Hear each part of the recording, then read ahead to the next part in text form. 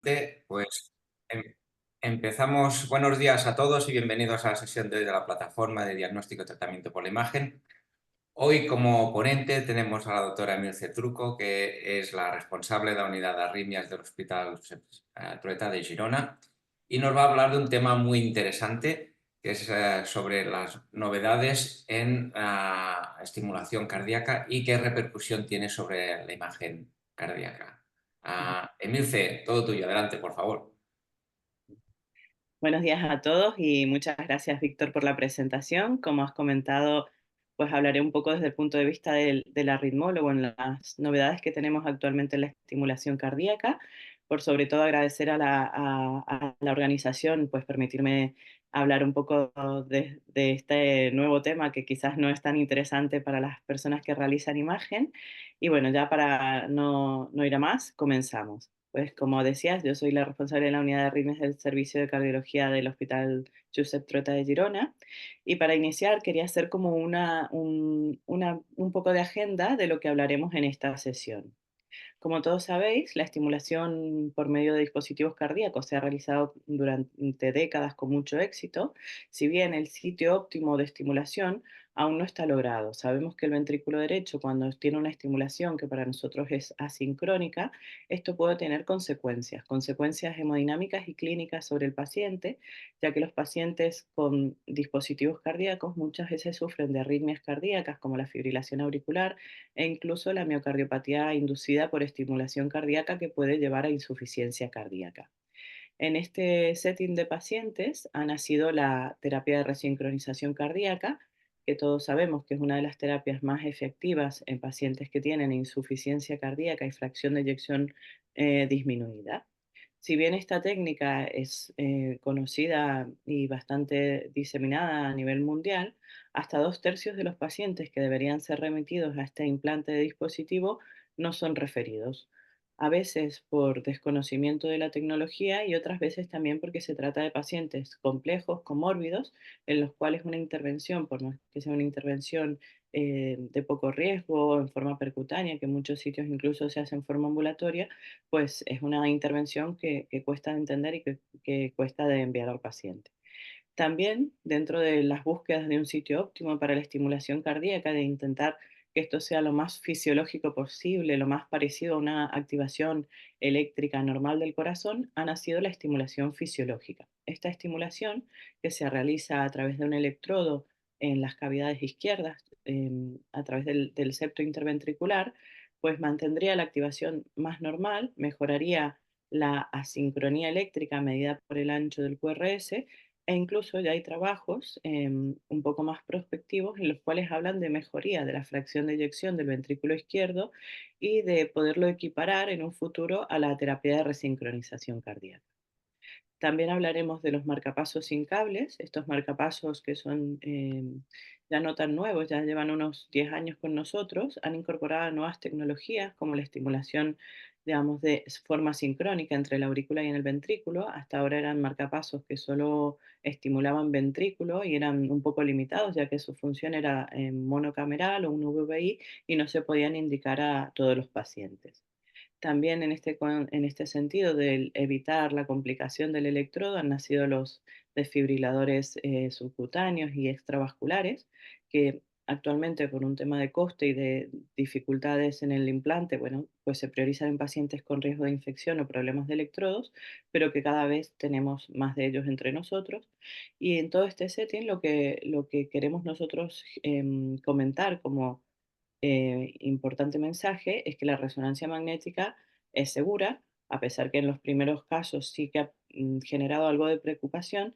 Al conocer la tecnología y los avances tecnológicos que tenemos nosotros en los dispositivos, podemos ir generando más datos y mejorando esta seguridad y esta preocupación inicial. Para iniciar, hablar de lo nuevo, lo que está, digamos, más de moda, que es la estimulación fisiológica. Como veis aquí en la figura de la derecha, actualmente hay varias opciones de resincronizar el corazón, de cómo podemos nosotros lograr que una estimulación no sea sincrónica, no sea solo ventricular derecha. En este sentido, pues tenemos el seno coronario, que es la opción preferida, digamos, de los arritmólogos, que es colocar un electrodo a través de la aurícula derecha, de la vena cava superior, pues en el seno coronario y llegar en forma epicárdica al ventrículo izquierdo. Esta técnica se ha utilizado con éxito durante muchos años y si bien hay diferentes tipos de respuesta, cuando un paciente responde o superresponde, que nosotros no medimos con la respuesta ecocardiográfica a través del volumen telesistólico, podemos considerar que este paciente irá bien. Sin embargo, tenemos pacientes que, si bien no progresa su enfermedad, pero también hay otros que no responden o que son respondedores negativos. A nivel del ecocardiograma, pues hasta un 30% de los pacientes podíamos tenerlos como no respondedores. Se ha hecho mucha investigación en este sentido porque realmente nosotros podemos ajustar parámetros del dispositivo jugando con los tiempos de activación de la aurícula y del ventrículo para lograr una estimulación lo más fisiológica posible. Sin embargo, la terapia de resincronización cardíaca tiene bueno, un alto coste, unas barreras, digamos, técnicas de los pacientes en los que no hay un buen seno coronario o una buena herramienta de estimulación y no deja de ser, como les comentaba, una estimulación epicárdica, que no es lo más normal. En este sentido, pues en los últimos 6 años ya han salido varias técnicas diferentes, la estimulación endocárdica a través de dispositivos que se colocan por punción transeptal dentro del ventrículo izquierdo y las más interesantes para nosotros como es la estimulación del sistema eléctrico de conducción. En este sentido, tenemos dos opciones, una es la estimulación de las de His y otra es la estimulación del área o del área septal izquierda que se llama estimulación de rama izquierda. Los primeros estudios se hicieron hace bastante tiempo, en los años 2000. Incluso en España se fue pionera en este tipo de estimulación gisiana. Desgraciadamente se abandonó porque el éxito del implante era bajo, era alrededor del 60-70%. ¿Por qué? Porque las herramientas que contábamos en ese momento no eran, digamos, tan buenas como las que tenemos ahora. Y por otro lado, porque estos electrodos colocados en una zona que podía tener fibrosis y en una zona en la cual no se impactaba tan bien como era el ápex del ventrículo derecho, dieron cabida a dislocaciones de electrodos, aumentos de umbrales y bueno, esta técnica si bien se sigue haciendo en algunos hospitales, fue bastante dejada de lado. En el año 2018 empezaron, 16, perdón, empezaron los primeros estudios y todo esto un poco a raíz de lo que hablábamos anteriormente, que la estimulación, la resincronización cardíaca no siempre estaba disponible, no siempre era técnicamente factible y se vio que los pacientes que llevaban un marcapasos normal y que tenían una estimulación frecuente, que esto se consideró más de un 20% de estimulación, pues tenían peor pronóstico, tenían más hospitalizaciones, peor fracción de eyección del ventrículo izquierdo en el seguimiento y se decidió utilizar otra vez o hacer renacer esta técnica que se había abandonado. La estimulación gisiana, como veis aquí en las radiografías de la izquierda, es un electrodo de ventrículo derecho colocado en la zona del GIS o en la zona de la rama izquierda.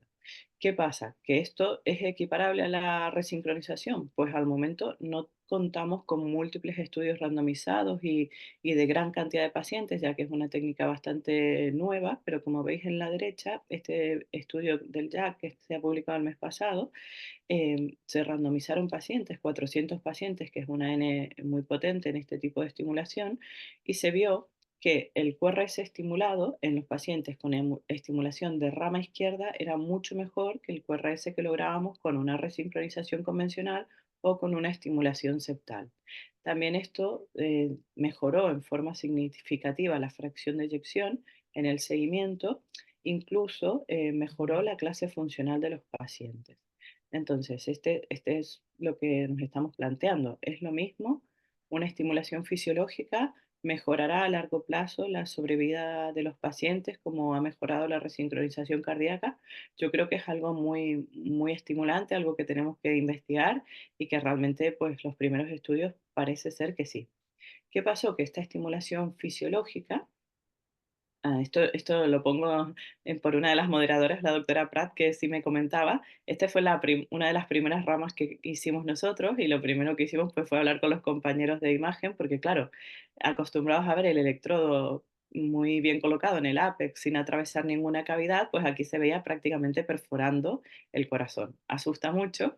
En los primeros implantes también tuvimos nuestros reparos, pero bueno, esta es la forma en la que se ve en una ecografía. Realmente nosotros para llegar a la rama izquierda tenemos que atravesar el septo interventricular y estimular pues en el endocardio izquierdo. En una ecografía pues se vería de esta manera. Entonces, ¿por qué creemos que esta es una técnica muy prometedora? Pues principalmente por la anatomía que tiene el haz de His. En el haz de His nosotros tenemos hasta un 47% de pacientes con un His membranoso. Esto significa que es un His que puede ser estimulado. Y como enseño aquí a la derecha, la estimulación gisiana, em, con diferentes salidas y con diferentes grados de selectividad de esta rama, podríamos lograr incluso bypassear un bloqueo infragisiano. Este era el temor inicial que hubo, porque claro, los pacientes con bloqueo pueden tener diferentes tipos de bloqueos, ¿no? Un bloqueo completo, un bloqueo supragisiano o infragisiano. Pero realmente en el seguimiento hemos visto que a través de la captura selectiva de las ramas podemos lograr estimular el sistema de conducción eléctrico a pesar de contar con un bloqueo intra o infragisiano. Y esto quizás es lo más llamativo y creo que es el cambio disruptivo que ha habido en la estimulación de un músculo a la estimulación eléctrica, que es lo que queremos hacer. Entonces, ¿qué es la estimulación fisiológica en la actualidad? Al momento, una opción cuando fracasa una resincronización cardíaca. Es una indicación 2A en las últimas guías europeas de práctica clínica. En los primeros casos, cuando hacíamos estimulación del GIS, dejábamos un cable extra, dejábamos un cable de backup en el ventrículo derecho, por lo cual el paciente tenía 3 electrodos. Sí que hay algunos estudios en la fibrilación auricular en los cuales nosotros no podemos controlar frecuencia, no podemos controlar ritmo y realizamos una ablación del nodo AV. En este sentido, ya la recomendación es un poco más alta, es una recomendación 1, si bien sigue siendo un nivel C.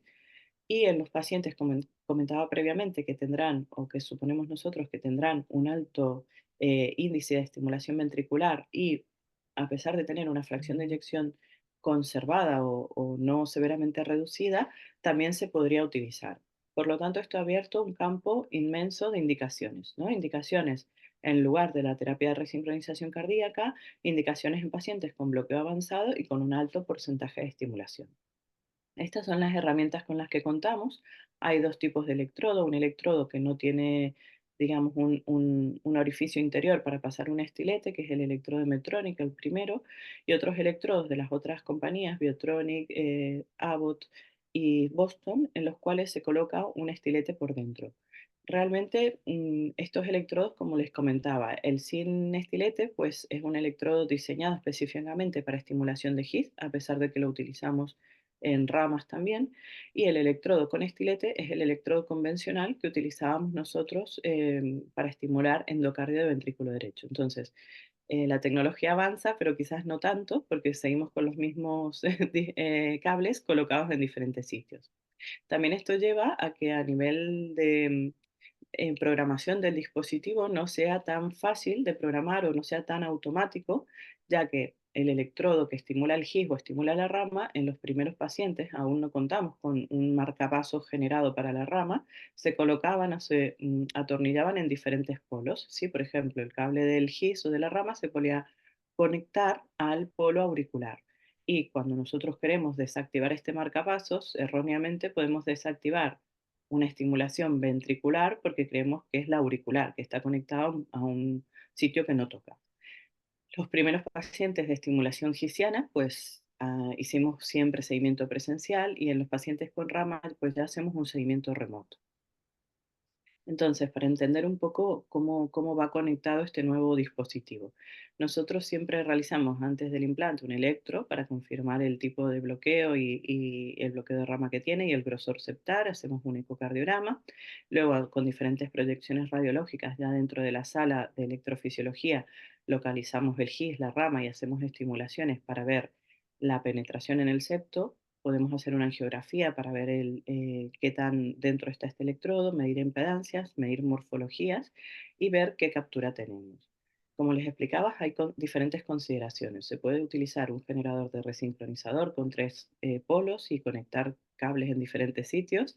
Se puede jugar con las configuraciones y cada vez más, como muestra la figura, no deja de ser un marcapasos que llamaríamos convencionalmente DDD, con dos cables, uno en la aurícula y otro en vez de en el ápex en la rama, con una estimulación septal, en el cual ya la conexión es más normal, es más habitual y cuando nosotros lo queremos colocar en modo asincrónico sabemos qué cable y qué cámara estamos utilizando.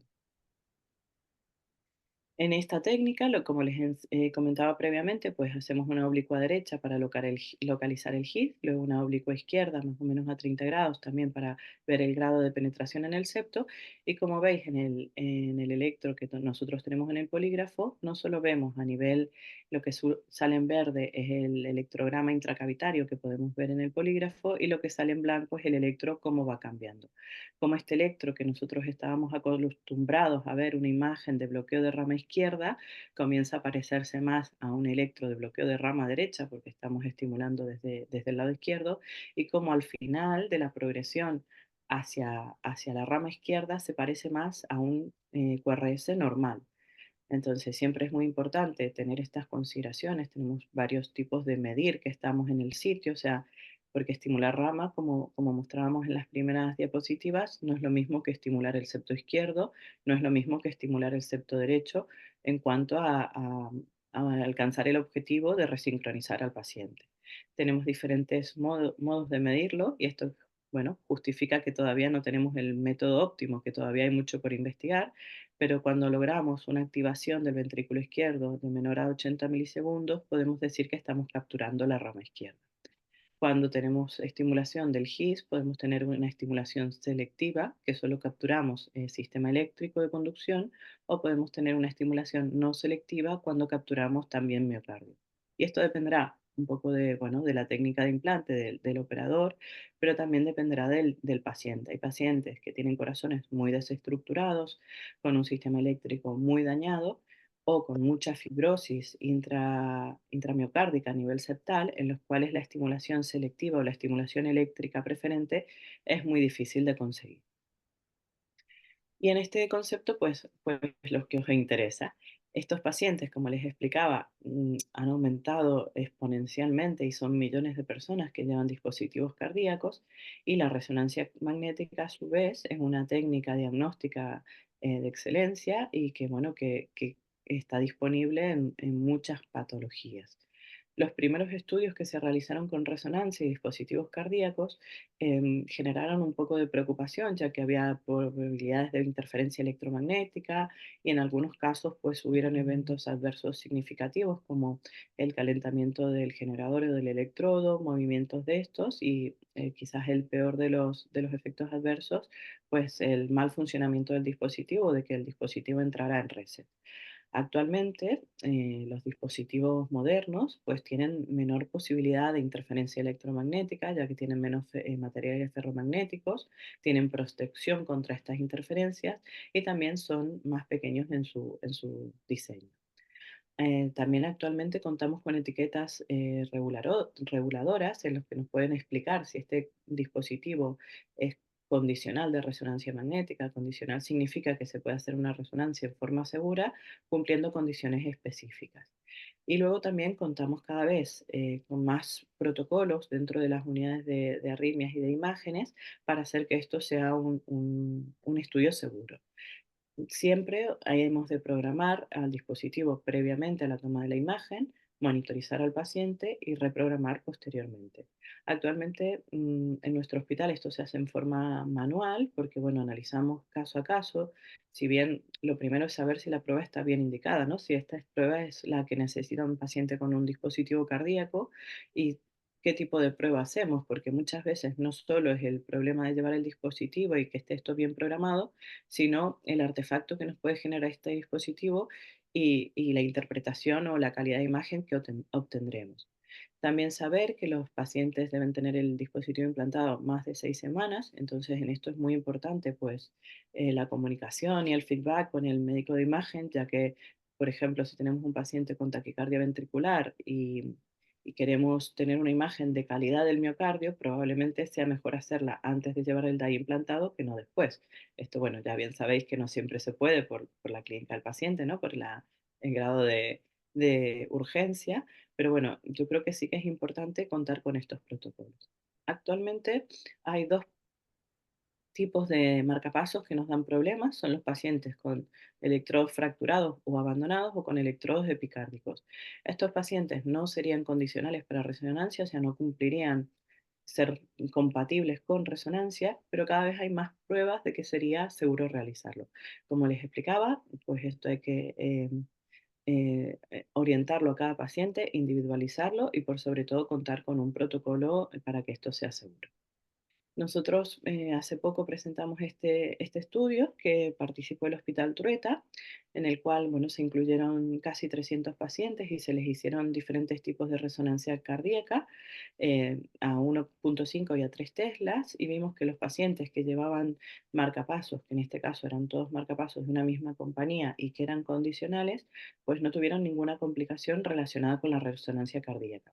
Asimismo, se les hizo un control de los parámetros del dispositivo en forma previa y en forma posterior y en un seguimiento a 3 meses y a un año, y se vio que hubo una estabilidad excelente de los parámetros del 100%, o sea, ningún paciente tuvo dislocación del electrodo, pérdida de captura ni ninguna otra complicación. Esto fue, digamos, interesante para nosotros porque fue un dispositivo que cambiaba en forma automática al modo sincrónico. Si bien nosotros hacíamos un check previo para ver que estaba todo ok, cada programador trae como un checklist cuando uno quiere colocarlo en modo resonancia y cumplía obviamente con todos los requisitos, el dispositivo se colocaba en forma automática. O sea, el dispositivo cambiaba a modo resonancia solo. Y luego que salía del entorno de la prueba, pues se volvía a programar automáticamente. Nosotros hacíamos un check que ver que esto funcionaba y fue así. Todos los dispositivos cambiaron automáticamente, no hubo que hacer ningún control especial, y si bien hubieron artefactos durante la prueba, pues principalmente y desgraciadamente a nivel cardíaco y del hombro, las pruebas fueron todas interpretables y dieron la evidencia clínica que queríamos. Ya para pasar al siguiente tema, que es el tema, seguimos con los marcapasos, pero con los marcapasos sin cables. Estos estudios, bueno, se iniciaron ya hace más de 10 años y principalmente comenzaron en Estados Unidos, y fue debido a que los pacientes con marcapasos convencionales tienen riesgo, y este riesgo se relaciona principalmente con los electrodos. El riesgo, digamos, más grave o el miedo más grande que tenemos nosotros es la infección, que si bien hay estudios que hablan de un 2%, pues hasta en un 4% de los pacientes podemos tener una infección de electrodo, con lo que esto implica al paciente, una infección sistémica grave, una posible endocarditis. En este sentido nacieron los marcapasos sin cables, no solo para intentar evitar el problema del electrodo, sino también para intentar que fueran más seguros en el seguimiento y que tuviéramos menor problema de lesión del electrodo. Como veis en la primera radiografía, los dispositivos se colocaban en el ápex del ventrículo derecho, son esto que se ve como si fuese una bala dentro del corazón, y cuando cambiamos el sitio de implante al septo, vimos que, bueno, que esto era mucho más seguro en cuanto a derrame, porque como veis en la primera diapositiva, las complicaciones mayores fueron hasta 1,6 de los pacientes que tuvieron perforaciones cardíacas. Si bien a largo plazo la complicación de los marcapasos sin cable fue hasta un 63% menor que los marcapasos convencionales. Cuando cambiamos esto al septo, a la estimulación, digamos, un poco menos apical, hemos visto que ya esta complicación ha bajado mucho, al 0,6%, y que incluso esto da pie a nuevas investigaciones a estimulación septal o de rama con dispositivos sin electrodos, que yo creo que bueno, el año que viene ya tendremos de estos en el mercado y será interesante de analizar también. Entonces, ¿qué ventaja tiene el llevar un electrodo o un marcapaso sin cable? Pues justamente esto, evitar las fuentes primarias de complicaciones. En este sentido, el dispositivo que tenemos ahora, que se llama Micra, y bueno, hay uno siguiente que se llama Bayer de otra compañía, son una alternativa al marcapasos cuando hay problemas de acceso vascular o un alto riesgo infeccioso. En nuestro hospital, el paciente en hemodiálisis es prioritario para este tipo de implante. También saber que es una alternativa a la estimulación monocameral, porque no deja de ser una estimulación de una sola cámara, y en este sentido han nacido pues diferentes tecnologías a nivel de la programación que ya podrían sensar la aurícula y hacer algo de sincronía auriculoventricular. Incluso como les comentaba, el nuevo dispositivo de la compañía Abbott se podría colocar o se podría implantar en la aurícula, teniendo dos marcapasos sin cables, uno en aurícula y otro en ventrículo, para lograr una estimulación bicameral. ¿Qué nos dicen nuestras recomendaciones? Que estos dispositivos los debemos utilizar en pacientes con alto riesgo de infección, que es mejor opción luego de la infección del dispositivo, y que sí tenemos que seguir realizando esto como un implante convencional, o sea, con antibiótico profilaxis previa al implante, en sitios en los que se realicen implantes de estos dispositivos, que haya experiencia el personal, que se deba y que se pueda programar previo a la resonancia. En este sentido, los marcapasos sin cable son compatibles con resonancia. Incluso cuando agotan su batería, este dispositivo se puede programar en off y podrían seguirse realizando estudios de resonancia. Nosotros en nuestro hospital más o menos implantamos el 10% de los implantes con marcapasos sin cables, o sea, son unos 60 marcapasos al año, y esto, bueno, pues cada vez tienen más demanda de resonancias y es importante conocerlo. Entonces sí que lo realizamos con eco y con anticoagulación no interrumpida y se puede extraer, pero actualmente este dispositivo cuando llega a EOL o cuando se agota su batería se deja en el ventrículo y se coloca un segundo dispositivo. Entonces, lo que hablábamos antes, los primeros estudios que hubieron, vieron que el riesgo disminuía con respecto a los marcapasos convencionales, que si bien las complicaciones mayores fueron frecuentes y fueron aún menores que los transvenosos, existían y por esto es que se debían realizar en un sitio adecuado. Y sí, lo que hemos visto es que hay mucha menor necesidad de revisión del electrodo. La revisión del electrodo puede ser un tema en cuanto a la imagen, ya que muchas veces este electrodo, si está colocado hace más de un año, se deja abandonado y no se extrae. Y un electrodo abandonado es un problema de cara a una resonancia. Cada vez esto se ve menos, cada vez hay más centros que realizamos extracción de electrodos, pero muchas veces hay pacientes añosos, frágiles, con electrodos abandonados de larga evolución, en los cuales, bueno, esto es un problema. Como les comentaba previamente, los últimos estudios del dispositivo Micra, que son a corto y largo plazo, ya comparamos con mucha más cantidad de pacientes y si bien hemos visto que estos pacientes en general son más jóvenes, tienen más comorbilidades. O sea, necesitarán probablemente más diagnóstico por imagen. No se vio en estos estudios que ya había más experiencia con la técnica, diferencias en las complicaciones agudas, y a largo plazo sí que hubieron menos complicaciones crónicas que los marcapasos. En Estados Unidos es una de las técnicas de elección. Aquí en Europa pues hay restricciones a nivel de técnica de implante porque como os decía debe ser realizada en una sala de electrofisiología y en muchos hospitales aún se sigue realizando pues por médicos no cardiólogos y en salas de quirófanos. Y luego, porque hay un importante componente financiero, monetario, estos dispositivos son casi 4 veces más costosos o más caros que los convencionales. Entonces, si bien son, digamos, fáciles de colocar, incluso la técnica de implante es más rápida y hay menos problemas de complicaciones agudas y crónicas, aún no es una técnica que se adopte en forma generalizada. Como podéis ver en este estudio a largo plazo, pues tampoco hay diferencias en la mortalidad a largo plazo. Y esto yo creo que es lo más interesante que tenemos nosotros en los marcapasos sin cables, que al momento de hoy, con más de 20.000 dispositivos implantados, no hemos visto ninguna infección en este generador. ¿Y por qué es esto? Primero, porque no tocamos el marcapasos. Como les enseñaba en las primeras imágenes de radiología, es un dispositivo que está dentro de una vaina, que no la toca el operador, que es de pequeño tamaño, que está en una zona de alto eh, ambiente turbulento, o sea, que no es un electrodo que queda en una vena, sino que queda dentro de una cavidad cardíaca.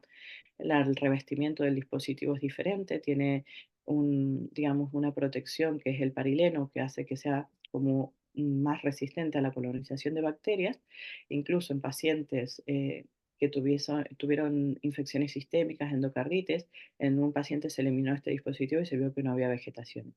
Y actualmente, pues esto sí que es muy interesante porque se están implantando durante sepsis, durante bacteriemia, que es algo que nunca haríamos con una prótesis cardíaca y se ha visto que, bueno, que es una solución. ¿Cuándo haríamos esto? Pues en pacientes, por ejemplo, que tienen una endocarditis, que se tiene que extraer un generador, un dispositivo, pues se puede dejar al paciente con una estimulación de seguridad, se puede enviar a domicilio a continuar el tratamiento antibiótico y no debemos esperar a que, bueno, que esté con un marcapasos provisional o un electrocatéter y no se puede hacer pruebas de imagen. Estos pacientes, como les explicaba, luego de las 6 semanas podríamos hacer imágenes de resonancia cardíaca. Entonces, esta es una resonancia que se ve el artefacto importante que genera el dispositivo sin cables. O sea, por un lado, este estudio que es verdad que utilizaron pocos pacientes y se hizo, como les explicaba, 6 semanas luego de la implantación del marcapasos, se vio que la resonancia era segura, era factible, que el dispositivo se puede programar en modo asincrónico sin problemas, pero que este es un tema no menor que la resonancia realizada en estos pacientes genera artefactos que tenemos que ver cómo solucionar o cómo hacer que la imagen nos ayude para también lograr un buen diagnóstico. Y ya el último tema del que quería hablar es el tema de los desfibriladores cardíacos. Todos sabéis que los desfibriladores cardíacos pues son una herramienta muy útil en la prevención de la muerte súbita, tanto en prevención primaria, cuando el paciente tiene riesgo de tener un evento cardíaco, mortal o en prevención secundaria cuando el paciente ya lo ha tenido, ya se ha reanimado de una muerte súbita y realmente en el día habitual nuestro, pues esto es algo muy frecuente. O sea, a nivel europeo, desgraciadamente España aún estamos a la cola, ponemos pocos desfibriladores, pero a nivel europeo esto cada vez va más en aumento. Sin embargo, también tenemos problemas en el implante de estos dispositivos. Hay hasta, digamos, un 2 a 4% de complicaciones graves, como es el neumotórax, y complicaciones también potencialmente graves, como es la perforación cardíaca. Durante el seguimiento de estos pacientes, también contamos con problemas en cuanto a las trombosis de los accesos venosos. Hasta un cuarto de los pacientes pueden tener una trombosis y son pacientes habitualmente más jóvenes que los portadores de marcapasos, que van a estar muchos años con este electrodo dentro de las cavidades y dentro de su sistema venoso y en el cual pues se intentó buscar una solución a este problema. Como veis en la gráfica de la izquierda, tampoco es despreciable la incidencia de complicaciones y de ruptura de electrodos en el seguimiento de los pacientes. Esto es algo que, bueno, que estamos muy acostumbrados a ver, electrodos múltiples abandonados, electrodos por accesos no implantados. Como les digo, cada vez son menores estos pacientes, cada vez hay más centros que extraemos estos dispositivos y estos electrodos, pero claro, esto no deja de ser un problema en los pacientes que ya llevan el electrodo abandonado, en el cual hay que exponer al paciente a una imagen cardíaca que genera preocupación en cuanto al calentamiento de este electrodo abandonado o exponer al paciente a una técnica quirúrgica que tiene sus riesgos, como es la extracción de un electrodo antiguo. En este sentido, nacieron pues los DICE subcutáneos y extravascular. Los DICE subcutáneos son dispositivos que van, como explica la palabra, por fuera de la cavidad torácica, se tuneliza un electrodo por encima del esternón y hace que no utilicemos pues la vasculatura. Esto obviamente ha mejorado los eventos adversos de los electrodos, ha habido menor disfunción del mismo, menos hematoma, y con la misma seguridad en cuanto a prevención de muerte súbita. También son dispositivos que priorizamos en pacientes jóvenes, en prevenciones primarias, en accesos vasculares complejos, como los que les he enseñado, cuando han habido infecciones. Esto, al ser un dispositivo extracardíaco, no generaría endocarditis ni generaría infecciones vasculares. ¿Cuál es la contra? Que al ser un electrodo que está fuera del corazón, no permite hacer estimulación cardíaca. Entonces, el paciente que necesita pues, estimulación o antitaquicardia pacing, que es una estimulación rápida para quitar una arritmia, no podría realizarse. Y para solucionar este problema, pues nació el DAI extravascular. El DAI extravascular, como veis aquí en la imagen de la radiología, es como un DAI subcutáneo, o sea, se coloca en la cavidad lateral del corazón, perdón, la cavidad lateral de la caja torácica y el cable de desfibrilación va por debajo del esternón. Esta es una técnica más compleja porque bueno, hay que colocar un cable en mediastino, pero es una técnica prometedora. Se ha implantado el primer DAI extravascular en Europa a finales del año pasado, en noviembre, y nosotros comenzaremos a implantarlo el mes próximo. Es un generador que, como siempre, habrá que seleccionar al paciente y habrá que ver en quién se utiliza, pero que nos da la posibilidad con este electrodo mediastínico o retroesternal hacer estimulación cardíaca de antitaquicardia pacing, quitar arritmias sin tener que dar un shock al paciente y en muchos casos hacer una estimulación cardíaca de seguridad. No tenemos estudios aún en DAI extravascular y resonancia, pero sí tenemos estudios en DAI subcutáneos. Si bien como en el marcapasos sin cables con pocos pacientes y no randomizados, este estudio demuestra que el DAI subcutáneo es seguro en resonancias con 1.5 Tesla cuando se programa en off, para evitar que el paciente por interferencia electromagnética tenga una terapia durante la intervención. Y sí que hubieron un par de pacientes que tuvieron calentamiento del generador, que esto, bueno, no fue clínicamente relevante, y no hubieron malfunciones del dispositivo al finalizar la prueba. Si es interesante, me gustó esta imagen del estudio en la que se ve que mientras más cerca del corazón colocamos este DAI subcutáneo, pues más artefactos genera. Si bien cada vez tenemos más técnicas para evitar estos artefactos, nosotros, bueno, hemos cambiado un poco la técnica de implante a intentar colocarlo más posterior, intermuscular, entre el serrato y el latísimo del dorso, para evitar justamente esta interferencia cardíaca, manteniendo los mismos parámetros de desfibrilación. Y ya para concluir, pues comentar que la estimulación fisiológica es una promesa en pacientes con necesidad de estimulación cardíaca y en muchos casos con resincronización cardíaca. La estimulación sin cables es segura, disminuye las complicaciones de los electrodos y actualmente ya también nos ofrece sincronía auriculoventricular. El DAI subcutáneo y el extravascular disminuyen las complicaciones asociadas a los electrodos, y en este setting la resonancia magnética es segura en los pacientes que llevan estos dispositivos, y adoptar esta técnica y realizar imagen pues dependerá del avance tecnológico y también de la validación de ensayos clínicos aleatorizados. Y muchas gracias.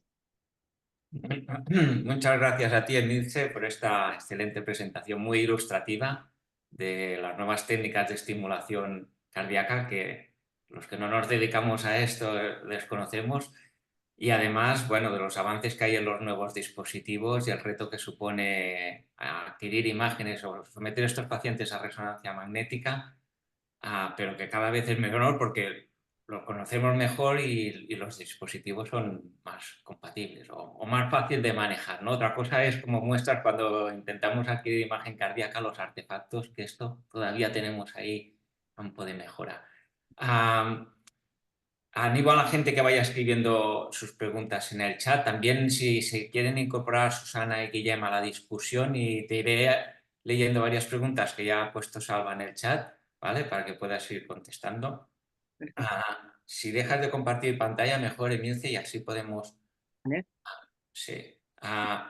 Las dos primeras preguntas que tenemos es un poco sobre el manejo, ¿no? de los pacientes. Salva pregunta, tú ya has hablado, ¿no? Que es indistinto hacerlo en 1.5 que 3 terlas. ¿Se puede hacer en los dos campos? No sé si en tu experiencia, bueno, hay alguna limitación por eso, ¿no? La testra, sobre todo en calidad de imagen, ¿no? Y que es un reto más importante, pero como has mostrado, se puede hacer en los dos campos, ¿no? Sí, en marcapasos convencionales hay estudios en 3 Teslas y 1.5, igual que en los marcapasos sin cables, en los que todavía no tenemos estudios de gran número de pacientes en los 3 Teslas, en los desfibriladores subcutáneos. Ujú, No hay estudios aún en 3 Teslas. ujú. Después también pregunta cuál crees que es el mejor circuito para el manejo de estos pacientes con dispositivo desde el punto de vista Ujú. nuestro electrofisiológico y con los de imagen, todo un poco como lo hacemos, ¿no? ¿Y usted Sí. cómo crees que Bien. se debe hacer?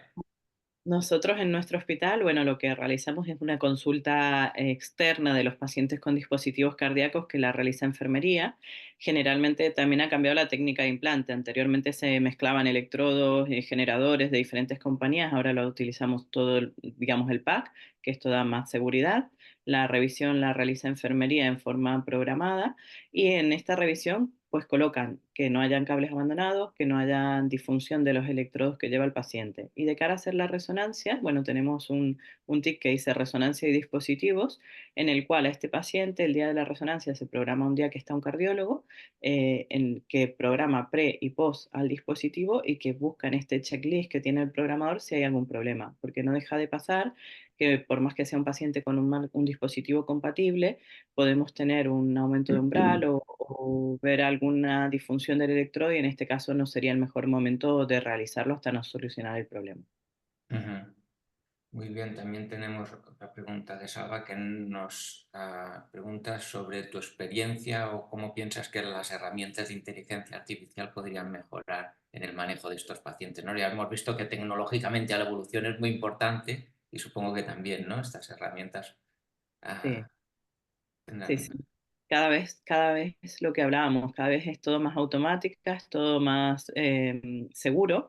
Y sí que es verdad que si bien la mayoría de los generadores actualmente están incorporando tecnologías de cambio automático a modo resonancia, al momento sigue siendo fundamental, creo yo, la valoración clínica de estos pacientes, porque por más que Ujú, el dispositivo se ponga en forma automático, como hemos visto, si nosotros tenemos conectado dispositivo o electrodo no compatible o un electrodo conectado en una cámara que no toca, puede haber problemas. Entonces yo creo que cada vez serán menos estos problemas, cada vez habrán más dispositivos dedicados y que se conecte todo en su sitio, pero ujú, actualmente para la inteligencia artificial yo creo que todavía nos queda tiempo. ujú.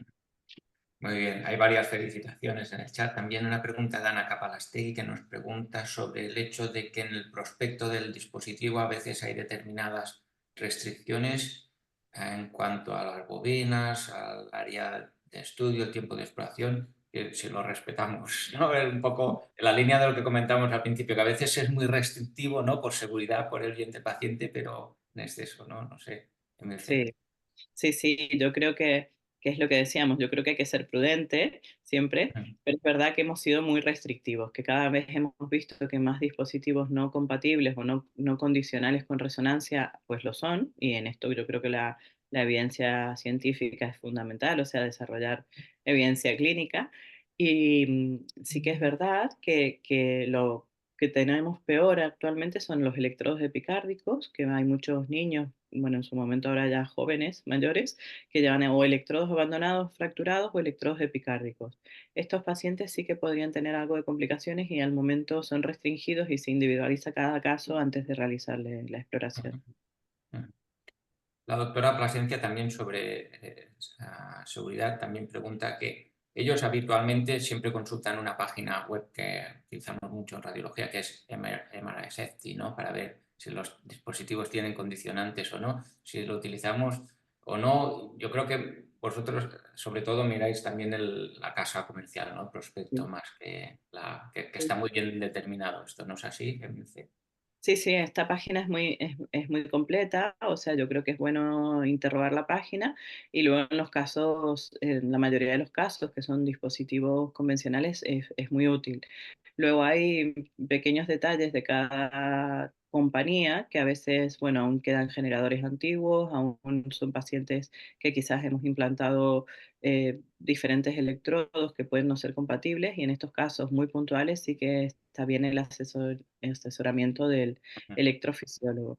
Pero en general esta página, si el paciente dispone de una tarjeta identificatoria, que ahora ya es todo, digamos, en forma automática, pone si el dispositivo es compatible y si el electrodo es compatible. Incluso hay compañías que ponen el tipo de SAR, el tipo de Teslas. Pero bueno, esto como digo, al momento lo estamos automatizando, pero hasta hace no tanto tiempo era un papel que llevaba el paciente, a veces no sabía ni qué dispositivo llevaba, ni qué compañía era, y esto pues era más complejo de resolver. Ujú, muy bien. Animo ya a Susana, Guillem, si podéis añadiros a la discusión, que seguro que tenéis aportaciones o preguntas interesantes que comentar. Bueno, Mientras... yo antes, bueno, felicitar a Emilce, que ha hecho una presentación excelente. No, yo tengo una duda, a ver qué opina ella, ¿no? Con la estimulación de Rama o del haz de His, creo que, bueno, ¿qué opinas? Que claro, muchos de estos son pacientes con cardiomiopatías, ¿no? Que si hacemos secuencias de realce, donde hay realces intramiocárdico a nivel del septo basal, ¿crees que esto puede ser condicionante a poner o no la rama de His y medir esta fibrosis, ¿no? El tamaño de la fibrosis para tener mejor respuesta? Me imagino que estáis haciendo resonancias previo al implante. ¿Esto os limita o cómo lo ves en este sentido? Sí. Bueno, muchas gracias por la pregunta porque es excelente. Realmente a nosotros sí nos limita. Hemos visto que la fibrosis septal es un limitante, no de cara al implante solamente, que es más complejo, ¿no? Es más desafiante intentar pasar una fibrosis, algo muy, muy rígido y poner el electrodo donde toca, pero sino también de cara al seguimiento del paciente. La fibrosis septal, desgraciadamente, se ha relacionado en los pocos estudios que hay con peor evolución, o sea, con menos respuesta a la estimulación de rama. Hay un estudio, creo que es del mes pasado, en este sentido, en el que se les hace resonancias a los pacientes con rama y se ve que los que tienen fibrosis septal, pues no tienen tanta buena respuesta ecocardiográfica. Tiene cierto sentido, ¿no? Porque, vale, no, esto será muy interesante, ¿no? Porque en principio creo que vais por la estimulación de rama, ¿no? Y esto, por protocolo me imagino que hacéis antes de poner una resonancia, si posible, a todos los pacientes, ¿no? Exacto, exacto. Incluso es lo que decimos, esto es como los no respondedores a la resincronización cardíaca. O sea, previamente les hacemos una resonancia para localizar la cicatriz, porque claro, si esta cicatriz es en la zona posterolateral donde vamos a colocar el electrodo, quizás ese no sea el mejor target y tengamos que ir a un miocardio, digamos, más sano, más normal. Y luego en el seguimiento de los pacientes, claro, la valoración ecocardiográfica bueno, tiene sus limitaciones y actualmente se está haciendo seguimiento de la valoración de la fracción de eyección o de la respuesta a la rama y a la resincro por resonancia, que hace unos años era impensable porque decíamos hace artefactos, no vemos nada y ahora, bueno, cada vez hay más estudios en este sentido. ¿No? Yo solo añadí, bueno, claro, como nos dedicamos a la resonancia cardíaca, bueno, has resumido muy bien, ¿no? Que el campo va por aquí. En cuanto a la calidad de imagen, ¿no?